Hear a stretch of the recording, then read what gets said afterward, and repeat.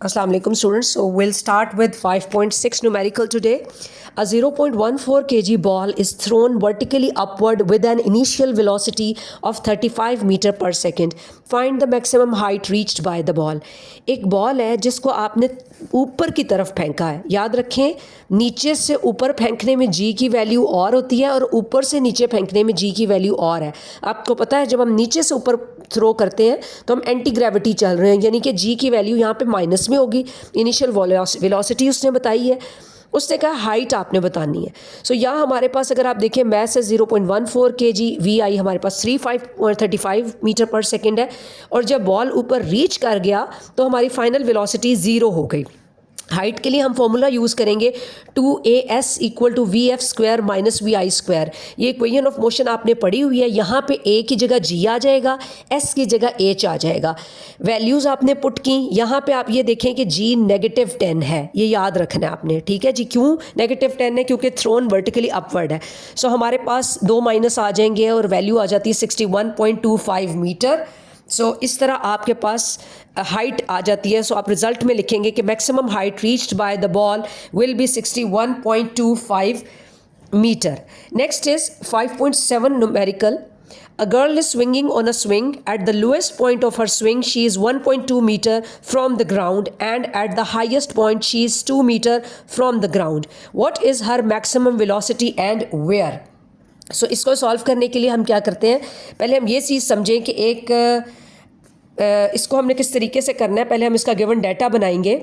सो इसमें बच्चों देखो, एक बच्ची है जो स्विंग पे झूला ले रही है. जब वो सबसे लोएस्ट पार्ट पे होती है तो उसका डिस्टेंस होता है 1.2 मीटर ग्राउंड से. जब वो हाईएस्ट पे होती है, जब बच्चा ऊपर की तरफ जा रहा होता है, तो वो 2 मीटर फ्रॉम द ग्राउंड होती है. तो हमारे पास दो हाइट्स हैं, एक लोएस्ट और एक हाईएस्ट. ठीक है. हमने क्या फाइंड करना है, उसकी मैक्सिमम वेलोसिटी एंड वेयर, ये भी बताना है कि किस जगह पर. सो हमारे पास मैक्सिमम वेलोसिटी और पॉइंट ऑफ मैक्सिमम वेलोसिटी दोनों होना ज़रूरी है. इसका मतलब ये है कि एक आप लोएस्ट पॉइंट पे हैं, एक आप हाईएस्ट पॉइंट पे हैं. आपकी दोनों पॉइंट्स पे कोई वेलोसिटी है, उसको आपने बताना है कि ये कहाँ पर होगी. अच्छा बच्चों, आपको एक बात पता है कि जब बॉडी हाइट पर होती है तो उसमें एक ख़ास किस्म की एनर्जी होती है. जब बॉडी मूव कर रही होती है, उसमें मूवमेंट होती है, तो और किस्म की एनर्जी होती है. जो एनर्जी हाइट की वजह से होती है उससे हमने कहा था ये पोटेंशियल एनर्जी है. जो बॉडी की मूवमेंट या जिसमें बॉडी मूव कर रही है वो काइनेटिक एनर्जी होती है. तो इसका ये मतलब होगा कि हाईएस्ट पॉइंट पे बॉडी के अंदर पीई मैक्सिमम होगी, काइनेटिक एनर्जी 0 होगी. इसी तरह लोएस्ट पॉइंट पर पीई 0 होगी क्योंकि हाइट नहीं है, और काइनेटिक एनर्जी मैक्सिमम होगी. अब आपको पता है जब हम कहते हैं मैक्सिमम, इसका मतलब कि वो फॉर्मूला बताया जाएगा.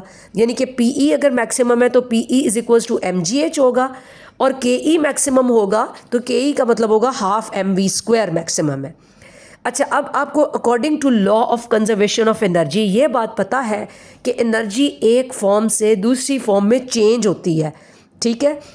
और एनर्जी ही की वजह से बॉडी जो पहले एक मूवमेंट हो रही थी वो हाइट में बदल जाती है और हाइट वाली मूवमेंट में बदल जाती है. सो हम अगर टोटल एनर्जी कंजर्व देखें कितनी हुई, तो energy at a high point will be equal to the total energy at low point. हमने ये law of conservation of energy में काफ़ी डिटेल में पढ़ा हुआ है. सो अगर ऐसा है तो आप हाई पॉइंट्स की एनर्जीज़ ले लेते हैं जिसमें पीई mgh और केई 0 है, और लोएस्ट पॉइंट की एनर्जीज़ ले लेते हैं जहाँ पीई 0 और केई मैक्सिमम है विच इज़ ½ mv².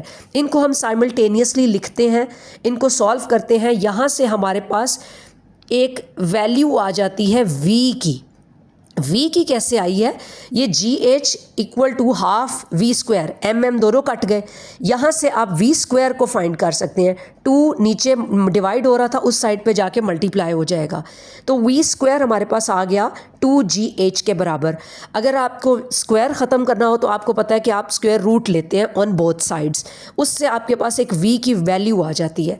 और ये जो v है ये मैक्सिमम वेलोसिटी है एंड अगर ये मैक्सिमम वेलोसिटी है तो आपको पता है कि अगर वेलोसिटी मैक्सिमम होगी इसका मतलब है कि ये उस जिस फॉर्मूले में ये इस्तेमाल हुई है वो चीज़ मैक्सिमम है, और ये काइनेटिक एनर्जी के फॉर्मूला में इस्तेमाल हुई है।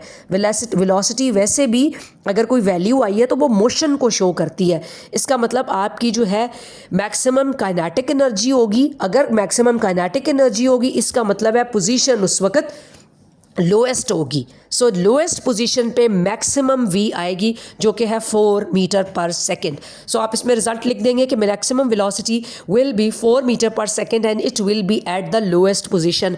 आई होप कि आपको समझ आ गया है कि हमने लोएस्ट पोजीशन में क्यों लिखा है। अगर आपको फिर भी इशू हो या कोई प्रॉब्लम हो या ये न्यूमेरिकल समझ ना आए तो आप मुझे इनबॉक्स कर दें। 5.8 न्यूमेरिकल को हम स्टार्ट करते हैं। A person pushes a lawn mower with a force of 50 newton making an angle of 45 degree with the horizontal. If the mover is moved through a distance of 20 metre how much work is done. ये भी बहुत easy है, इस तरह के हमने numericals पहले किए हुए हैं कि अगर एक बंदा है वो लॉन मूवर को धक्का दे रहा है और फोर्स 50 न्यूटन की लगा रहा है, एंगल उसका 45 है अपनी फोर्स से, और जो डिस्टेंस वो कवर कर रहा है 20 मीटर, तो वर्क बताएं। यहाँ पे आप वही गिवन डाटा लिखेंगे, force 50 newton, angle 45 degrees and distance is 20 metres. Work done का फॉर्मूला यूज़ करेंगे, चूँकि डिग्री दिया हुआ है इसलिए यहाँ पे W is equal to FS वाला नहीं बल्कि cos थीटा वाला फॉर्मूला यूज़ करेंगे। यहाँ से आप वर्क डन निकालते हैं which is 707 joule. I hope it's not that tough. तो इंशाल्लाह इसके अगला हम न्यूमेरिकल और करेंगे एक। So this is today's last numerical. Calculate the work done in number 1 pushing a 5 kg box up a frictionless inclined plane 10 meter long that makes an angle of 30 degree with the horizontal.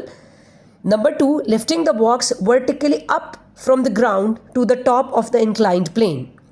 अच्छा जी, इसमें वो ना क्या कह रहा है कि आपको बता रहा है एक बॉडी कोई मैस है विच इज़ 5 kg, उसको एक ख़ास डिस्टेंस पे आप फ्रिक्शनलेस जगह पे मूव कर रहे हैं। दो तरीके हैं, एक वर्क डन हो रहा है इंक्लाइंड प्लेन पे और एक वर्क डन हो रहा है वर्टिकल प्लेन पे, वर्टिकल डायरेक्शन में। ठीक है जी। इंक्लाइंड प्लेन का मतलब ये होता है, मैंने आपको शायद पहले बताया हुआ है, इंक्लाइंड प्लेन का मतलब ये है कि जैसे ये आपकी घरों के बाहर मेन गेट के बाहर जो जहाँ से आप गाड़ी ऊपर चढ़ाते हैं या नीचे लेके आते हैं, ये एक प्लेन की शक्ल होती है इंक्लाइंड प्लेन की। तो उसने कहा एक उसमें बताएं और एक वर्क डन बताएं जो डायरेक्शन वर्टिकल में हो रहा है, यानी कि ऊपर की तरफ हो रहा है। ठीक है जी। सो इसमें हमारे पास मैस है 5 kg, हमारे पास जो वेट है वो हम खुद से निकालेंगे ग्रेविटेशनल एक्सेलरेशन की वैल्यू पुट करके, और हमारे पास एक डिस्टेंस है 10 मीटर्स और थीटा उसने हमें पहले केस में 30 डिग्री बताया हुआ है। अच्छा, अब हम इसमें फाइंड क्या करना चाहते हैं, वर्क डन। वर्क डन के लिए आपको पता है कि हमारे पास एक होता है FS cos थीटा और एक होता है FS sin थीटा। अगर चीज़ इंक्लाइंड प्लेन में है इसका मतलब ये कौन से एक्सिस में है हमें ये देखना है। एक होता है W is equals to FS cos theta, एक होता है W is equals to FS sin theta. आपको अच्छी तरह पता है कि फोर्स के दो कंपोनेंट्स हैं Fx और Fy। यहाँ पे Fy की डिस्कशन हो रही है तो क्या करेंगे कि FS sin थीटा का फॉर्मूला यूज़ करेंगे क्योंकि बात इंक्लाइंड प्लेन की हो रही है। ठीक है जी। उसके बाद अगली चीज़ उसने कही है कि आप इसमें वैल्यूज़ पुट करेंगे। हमारे पास W की यहाँ पे वैल्यू जो है वो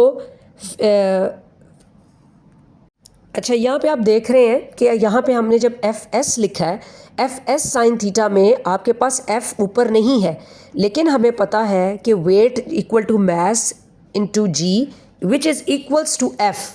तो फोर्स बराबर होती है वेट के, तो यहाँ पे हमने F की जगह W इक्वल टू mg वाली चीज़ यूज़ की है, यानी कि 5 × 10 50 Newton.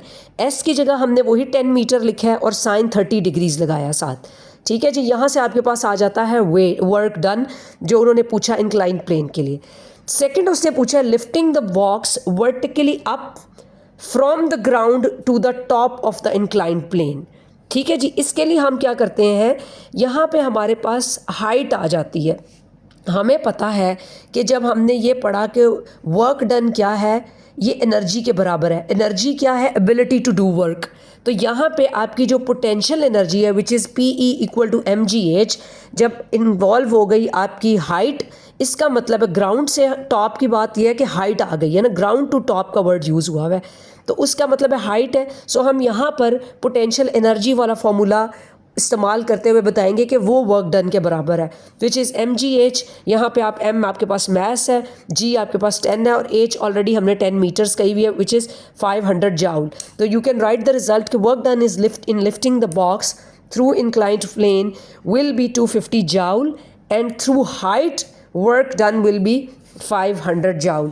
Thank you so much. अगर कोई चीज़ समझ ना आए तो काइंडली मुझे आप मैसेज सेंड कर दें। अल्लाह हाफिज़।